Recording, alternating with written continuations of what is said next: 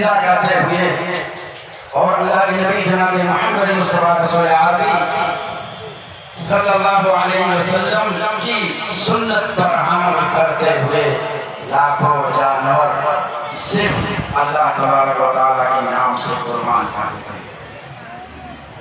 اللہ رب العالمین نے آپ کو اپنا خلیل بنایا ہے۔ وَاتَّخَذَ اللَّهُ إِبْرَاهِيمَ خَلِيلًا۔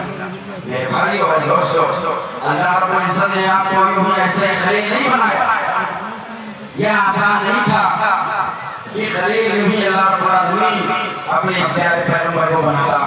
میرے بھائی اور دوستو، اس کے پیچھے بہت ساری آزمائشیں ہوئی ہیں، بہت ساری آزمائش پیدا ہوئی تھا۔ وہاں شرک کی بازار ہے، سارا علاقہ شرک کی بازار میں مبتلا ہے۔ اور یہ اتنا ہی نہیں، جس گھر میں پیدا ہوئے جو باپ ہے ان کا، وہ خود بھی بتوں کو بناتے اور اس کو بیچتے تھے، بت فروشی تھے، وہ بنا کر بتوں کو خود بیچتے، ان کے سامنے سجا کر دے چڑھاوا چڑھاتے، مہینے دے مارتے، برا دے مارتے، سب کچھ اسی سے مارتے۔ ایسے دور میں اللہ رب العالمین نے ابراہیم علیہ السلام کو پیدا کیا۔ آزمائش کی ہوئی نہیں، اللہ نے آپ کو اپنا خلیل بنایا، بلکہ میرے معزز بھائی اور دوستو، ابراہیم علیہ السلام کو پہاڑوں سے بھی دھکا دیا گیا۔ اللہ نے آپ کو اپنا خلیل نہیں بنایا، بلکہ میرے بھائی ابراہیم علیہ السلام کو آگ میں ڈالا گیا اور آگ کے اندر جھونک دیا گیا۔ یہ بہت بڑی آزمائش میرے بھائی اور دوستو آپ کے سامنے کی گئی۔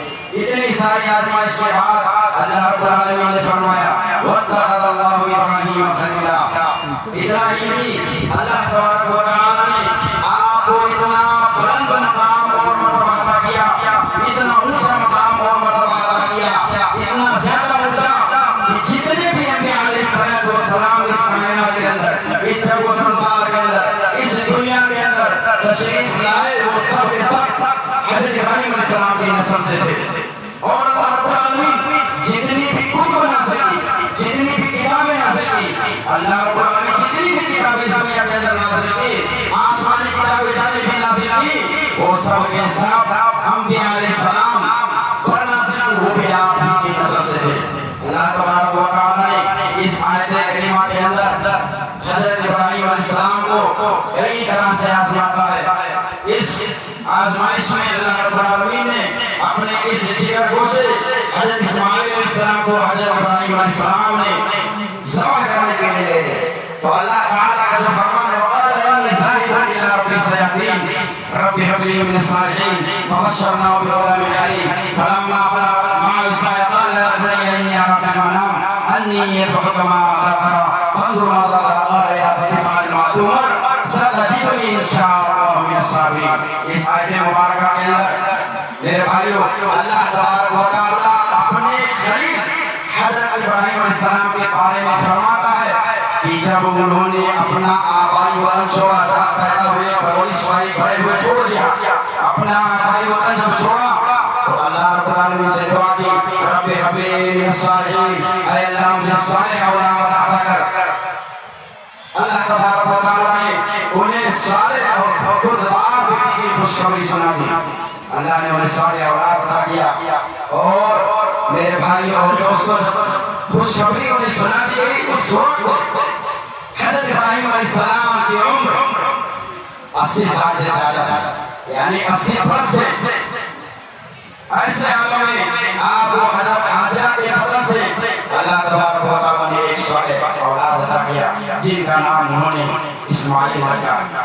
اس بیٹے کے تعلق سے اللہ رب العالمین نے آپ کی پہلی آزمائش یہ لی کہ آپ اپنے اس چھوٹے سے خاندان کو اللہ رب العالمین کے حکم کے مطابق آپ اپنے اس چھوٹے سے خاندان کو مکہ کے بے آب و گیا وادی میں چھوڑ کر چلے آئے، جہاں نہ کوئی پھلدار درخت تھا، نہ ہی کوئی انسان آباد تھا، اور نہ ہی پانی کا وجود تھا۔ سوچئے ذرا، اور آج بھی اس ملک کے اندر میرے معزز بھائی اور دوستو جو لوگ گئے ہیں انہیں معلوم ہے کہ آج بھی 20-25 کلومیٹر کے رینج میں، 40-40 کلومیٹر کے رینج میں کوئی بھی گھر آج بھی موجود نہیں ملتا ہے۔ صرف بلوارے، صرف بالو ہی بالو نظر آتا ہے، ایک دم ریگستان ہی نظر آتا ہے۔ تو سوچئے ایسے عالم میں آپ نے اپنے خاندان کو چھوڑ کر کے اور واپس آئے اپنے اس قبیلے کو اپنے اس چھوٹے سے خاندان کو چھوڑ کر جب آنے لگے تو اللہ تبارک و تعالیٰ نے